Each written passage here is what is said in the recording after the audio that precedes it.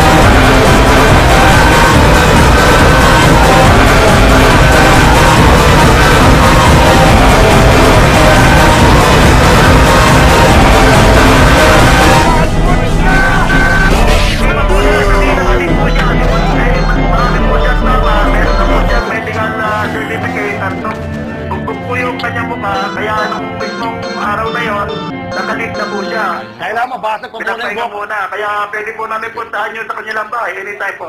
Kaya kailangan pa mabasag yung vocal cords ko para sabihin mo yung kasagutan na tinatanong ko. Kailangan ni Colonel ng cotton buds. Oo. Linis lang sa tenga konti. At saka, Tawarin. tsaka Colonel, hindi yung mabubugbog yan kung hindi siya ng abuso. Ayun. Nabugbog siya ng taong bayan, kaya Taong hindi bayan nagbugbog. nagbugbog. Oo. Ay.